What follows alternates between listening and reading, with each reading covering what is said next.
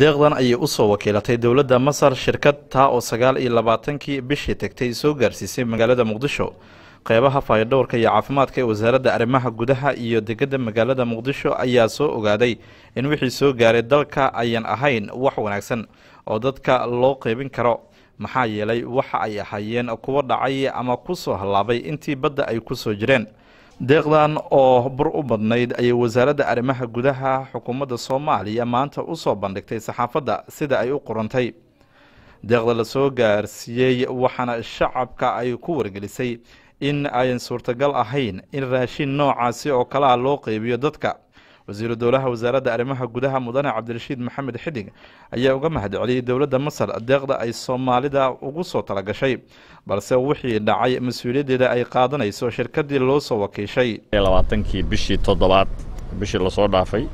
inuu dekada ku soo xidhay markab waday waxyaabo fara badan laakiin ay ku jireen 7 konteenar oo dowladda walaalaheena Masar ay ugu deeqday shacabka Soomaaliyeed konteenaradaas oo konteenarada hadda saaka aad aragteen waxaan rabaa marka ugu horeysa inaan mahad ballaaran u celiyo dowladda iyo shacabka Masar anigoo ku hadlaya magaca dowladda Soomaaliya gaar ahaan wasaaradda arrimaha gudaha macaawinadii ay soo direen ay ummadda Soomaaliyeed u soo direen inay soo gaadhay waxaan rabaa inaan cadeeyo raashinkii ay soo direen oo idinku indhihiina ku arkayseen inuu ahaa raashin aan hadda la isticmaali karin lana siin karin shacabka Soomaaliyeed sababtuna ay tahay baaritaan markii hay'adihii ku lug lahaa iyo dhammaan aan isla eegnay ay ahayd soo qaadista cidda soo qaaday ee konteenarada soo saartay iyo konteenarada la soo saaray waxaan rabaa marka si cad inaan u sheego dowladda Masar iyo shacabka Masar run ahaantii iyo safaaradda waddanka Masar ee Soomaaliya intaba uga mahadcelin mas'uuliyiintii raashinka qormay loo soo bandhigay waxa kamid ahaa maamulka gobolka Banaadir taliska booliska gobolka iyo mas'uuliyiinta xafiiska hantidhowrka qaranka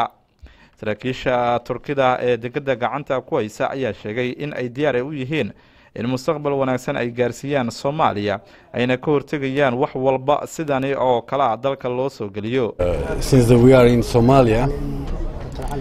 we are trying to help to develop the future for Somalia country, for Somalia people, and all is depends the quality control. We want to save the country, save the people of the country before this product coming to this country, not after all. So today we also thank to Mr. Minister, Deputy Minister, to give this chance to show that the quality control is really important for this country. gudoomiye ku-xigeenka gobolka Banaadir ee dhinaca arrimaha siyaasadda iyo amniga iyo taliyaha ciidanka booliska qaybta gobolka Banaadir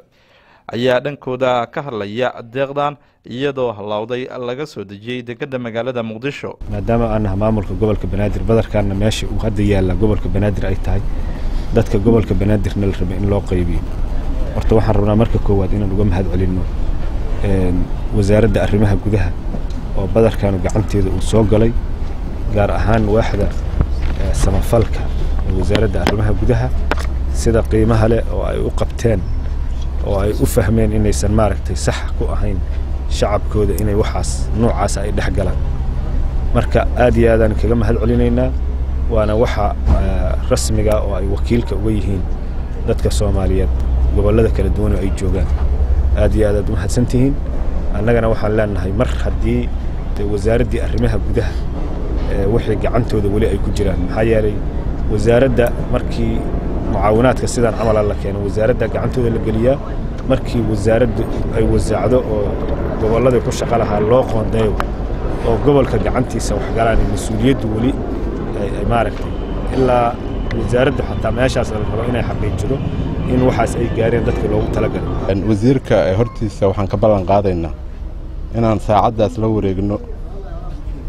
waxaan meesha yaala oo lagu sheegay 6 konteendar oo baabuurta saaran iyo 1 konteendar oo lagu dajiyay baqaarka dhammaanna si isku nooc ah dhibaatada haddeertan ka muuqata ay u wada saameeyeen oo wax ummadda Soomaaliyeed in lagu dhaxdaayo aysan ahayn sida wasiirku uu sheegana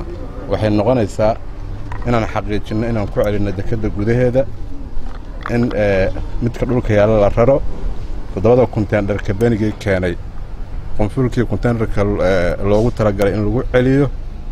inta laga soo dhameystirayo khaladaadkaas iyo sida uu dhacay iyo meesha uu ka dhacana iyo sida loo maamulayo ama lagu burburinayo ugu dambeysna gacanta booliiska oo ku hayo ugu dambeyntii wasiir dowlaha wasaaradda arrimaha gudaha Cabdirashiid Maxamed Xidig ayaa fariin kooban u diray dowladda Masar oo ugu sheegay in ay kaga mahadcelinayaan garab istaagooda shacabka Soomaaliyeed isagoo ku hadlayay luqadda Ingiriiska. People and a government of Egypt, the aid which is they brought to Somalia and they sent it to the Somali people. So I want to clearly say this is not the fault from Egypt government. This is a fault for the contractor. Therefore, we don't want to mis-explain it or maybe mistranslate what we are saying. We want to thank on behalf of the Somali government, on behalf of the Somali people, on behalf of the Interior Ministry. We receive it. The aid you send it to us, which is the 7 containers, which is handed over to us, the ambassador, or Egyptian ambassador to Somalia. Hassan Mohamed Awais, Jubaland TV, Mogadishu.